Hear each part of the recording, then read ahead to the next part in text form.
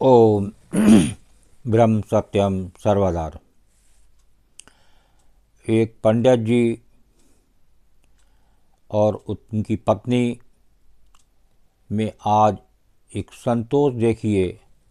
ऐसा संतोष शायद आज देखने को नहीं मिलता।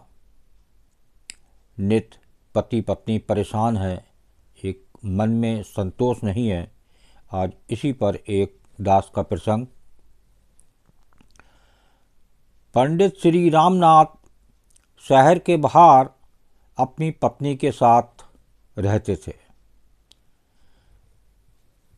जब वो अपने विद्यार्थी को पढ़ाने के लिए जा रहे थे तो उनकी पत्नी ने उनसे सवाल किया कि आज घर में खाना कैसे बनेगा,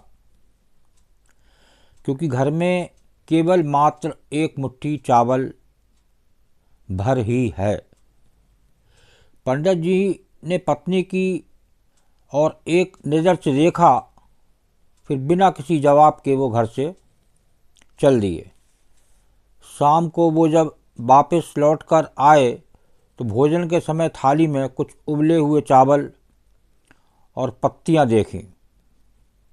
ये देखकर उन्होंने अपनी पत्नी से कहा, भद्रे, यह स्वादिष्ट साग जो है वो किस चीज़ से बना है?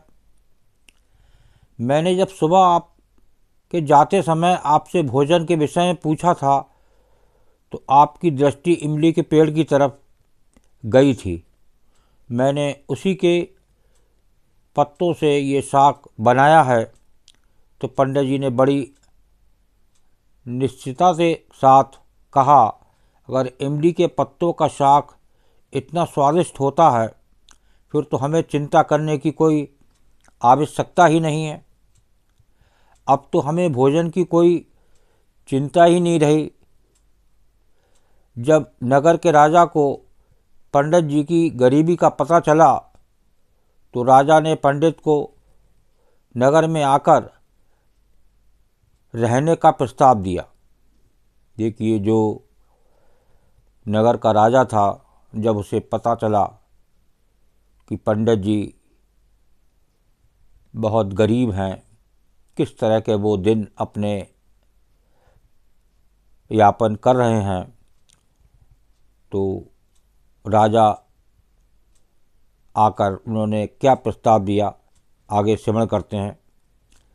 तो पंडित जी ने मना कर दिया तो राजा हैरान हो गया और स्वयं जाकर उनकी कुटिया में उनसे मिलकर इसका कारण जानने की इच्छा हुई। राजा उसकी कुटिया में गया और राजा ने काफ़ी देर इधर उधर की बातें की, लेकिन वो असमंजस में था कि अपनी बात किस तरह से पूछे। लेकिन फिर उसने हिम्मत कर पंडित जी से पूछ ही लिया कि आपको किसी चीज़ का कोई अभाव तो नहीं है, किसी चीज़ की कोई कमी तो नहीं है।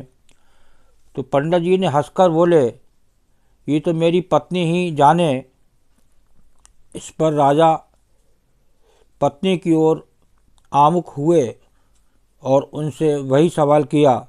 तो पंडित जी की पत्नी ने जवाब दिया, अभी मुझे किसी भी तरीके का अभाव नहीं है, क्योंकि मेरे पहनने के वस्त्र इतने नहीं फटे कि वो पहने ना जा सकें, और पानी का मटका भी तनिक नहीं फूटा कि उसमें पानी नहीं आ सके।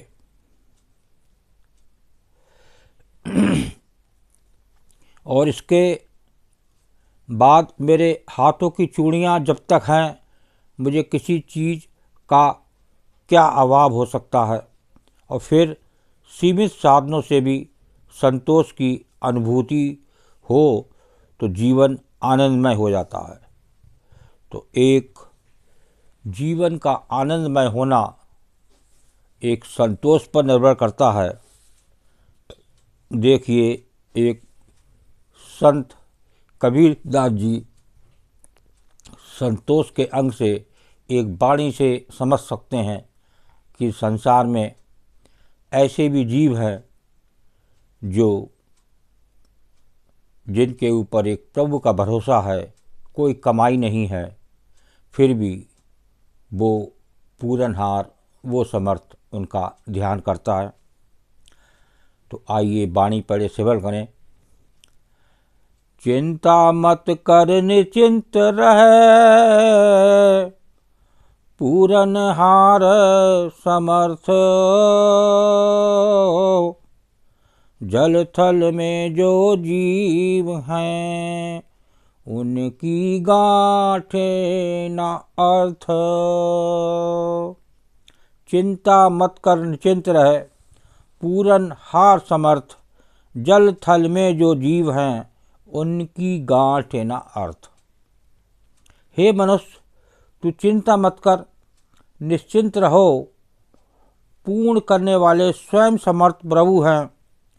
देखो, जो जल थल के जीव हैं, उनके पास तो कोई धन नहीं होता, फिर भी भूखे नहीं मरते हैं। जो जल के अंदर हैं, जमीन के अंदर जो जीव हैं, वो भी एक कितने संतोषवान हैं। उन्हें भी पूरा प्रभु इंतज़ाम करते हैं। वो उन्हें किसी चीज़ की ज़रूरत नहीं पड़ती। जिस प्रकार वो पंडित जी की पत्नी अपने राजा के आने पर भी, उसके समझाने पर भी उन्हें कुछ भी नहीं स्वीकारा और अपने ही मन से जो एक प्रभु की कृपा उनके ऊपर थी, मिल रही थी, उसी से एक सुंदर आनंदमय संतोष के कारण उनका जीवन यापन बहुत सुंदर हो रहा था। ओम ब्रह्म सत्यम सर्वाधार। ये प्रसंग दास का अच्छा लगा हो तो ज़रूर शेयर करें, ताकि एक संतोष है सबसे बड़ा धन। ओम ब्रह्म सत्यम सर्वदा।